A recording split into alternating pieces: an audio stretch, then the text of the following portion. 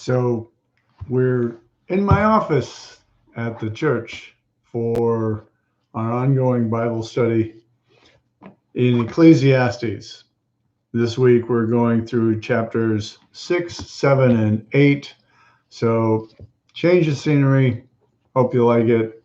And let's get into what this is about.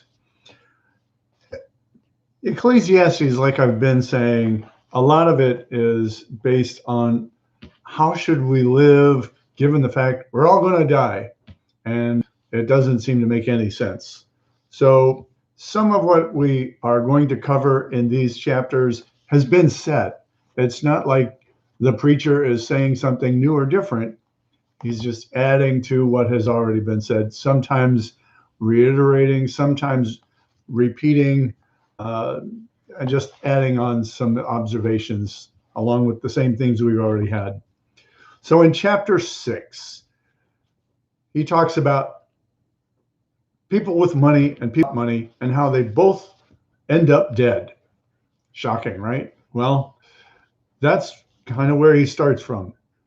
In verse 1, I've seen an evil under the sun, a man whom God gives wealth, possessions, and honor, yet God does not give him power to enjoy them, but a stranger enjoys them.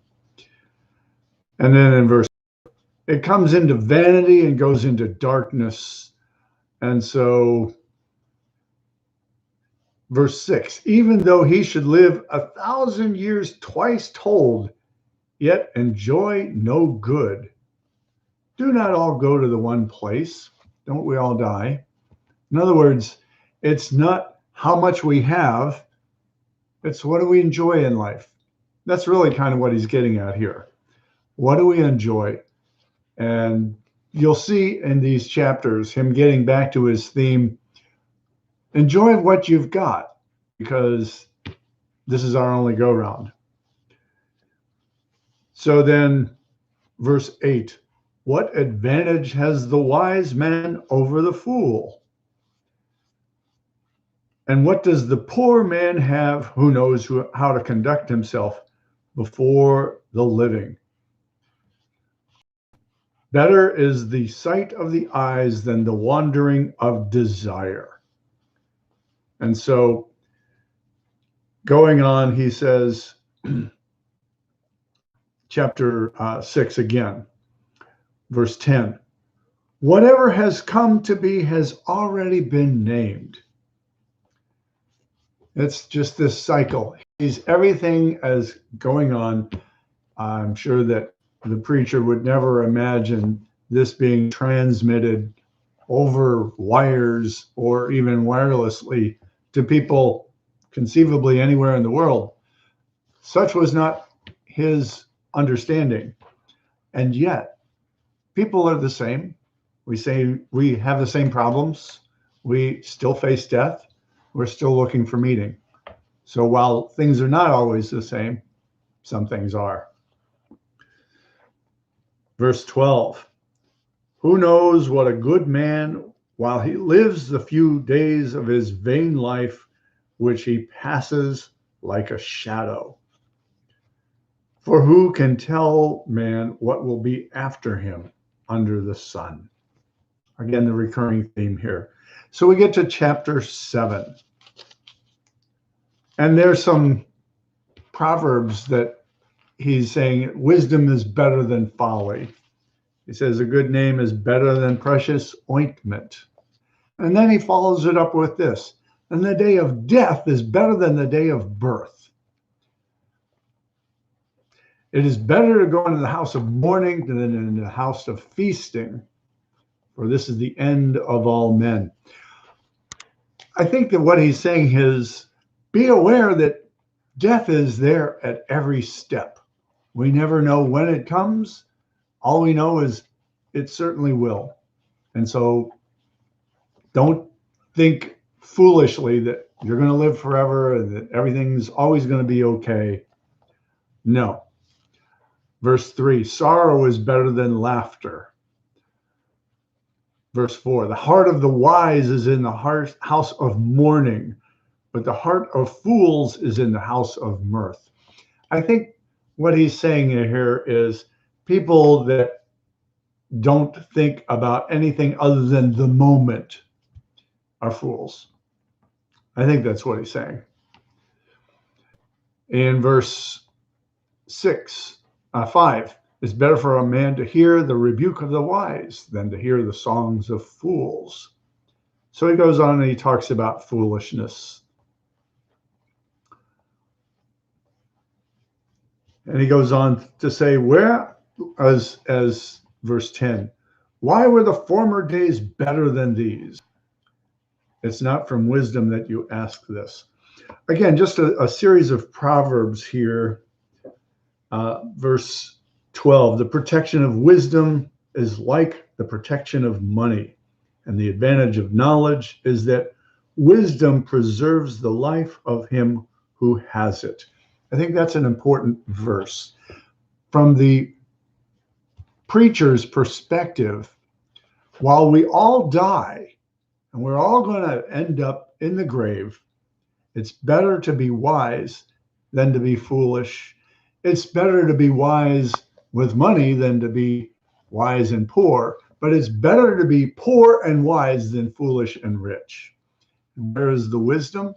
In understanding the balance there. We'll get into this in a little bit more in the readings. Verse 14, in the day of prosperity be joyful, in the day of adversity consider, God has made the one as well as the other. Both are from the hand of God, whether we have pain or pleasure, joy or sorrow. God is the source of all this.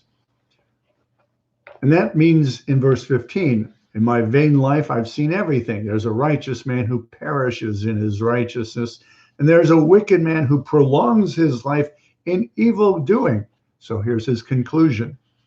Be not righteous overmuch, and do not make yourself overwise. Why should you destroy yourself? Be not wicked overmuch, neither be a fool. Why should you die before your time? It is good that you should take hold of this, and from that withhold not your hand, for he who fears God shall come forth from them all. And so I think that's kind of the overarching theme of Ecclesiastes. And you can relate it to the golden mean of ancient Greece, the way of the middle. Don't be too much of this or too much of that. Don't be too extravagant or too stingy. When he says don't be too righteous or too foolish, don't not enjoy life. Enjoy it, but not too much, because that's foolish. And so there is a wisdom in knowing a balance between the two. Verse 20, surely there's not a righteous man on earth who does good and never sins. Do not give heed to all the things that men say, lest you hear your servant cursing you. Your heart knows that many times you yourself have cursed others. In other words, don't judge other people. You yourself have done the same. And we all sin. We all do things that fall short. So this is wisdom, understanding that you're going to get it wrong sometimes. Therefore, other people are going to as well. Allow for that.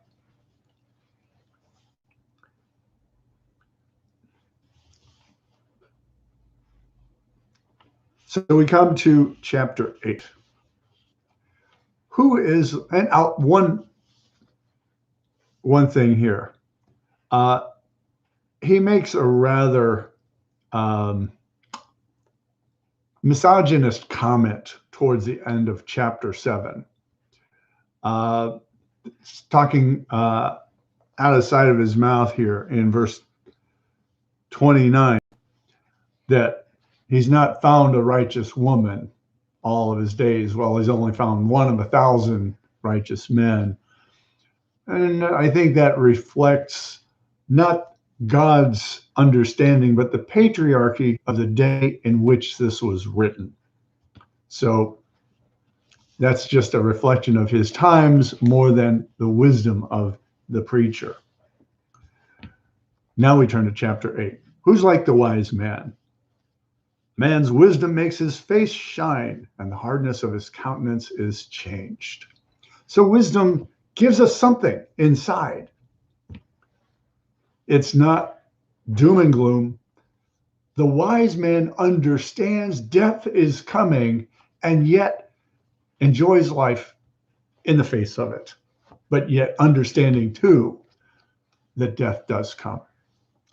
Chapter 8, verse 2, keep the king's command, go from his presence, do not delay when the matter is unpleasant, for he does whatever he pleases. And so he's just saying, don't get crosswise with the king or whoever the ruler is. That's not smart. It's wiser to go along with the king. Verse 5, he who obeys a command will meet no harm, and the mind of a wise man will know what time and way. So that some of these things just make common sense. Verse 8, no man has power to retain the spirit or authority over the day of death. There is no discharge from war, nor will wickedness deliver those who are given to it. All this I observed while applying my mind to all that is under the sun, while man lords it over man to his hurt. We don't know how long we have our days. Chapter 8, verse 10, I saw the wicked buried. They used to go out in the holy place. Now that's interesting to me. The wicked in the holy place. Jesus called out some of the hypocrites of his day. And so I think we see a little bit of that here in this verse. They were praised in the city where they had gone and done such things. This is vanity. Because sentence against an evil deed is not executed speedily, the heart of the sons of men is fully set to do evil. When we don't see evil punished, it emboldens us to follow. That's not wise, but it's human nature. And I think that's truthful. Verse 12, though a sinner does evil 100 times and prolongs his life, yet I know it will be well with those who fear God, because they fear before him. But it will not go well with the wicked, neither will he prolong his days like a shadow, because he does not fear before God. And so there's this concept in the Old Testament, and this is certainly reflected in the book of Ecclesiastes. Even if there is no afterlife, there is length of days. How long are you going to be on the planet? Those who are righteous live a long life. Those who are wicked get cut off. It doesn't always work that way, but that's the understanding that the preacher has.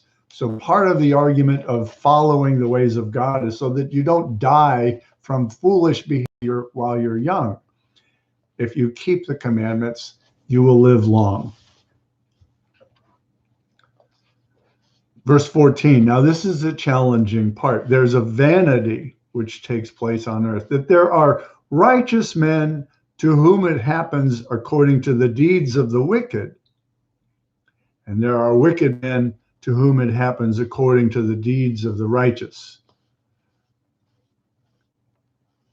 I said also, this is vanity, and I commend enjoyment. For man has no good thing under the sun but to eat and drink and enjoy himself. This will go with him in his toil throughout the days of his life, which God gives him under the sun. So it's a tragedy when we see the righteous die as if they were wicked.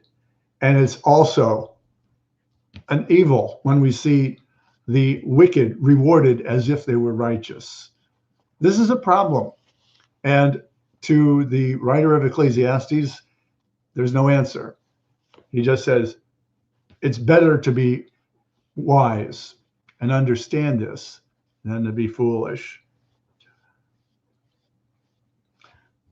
Verse 17, I saw all the work of God, that man cannot find out the work that is done under the sun.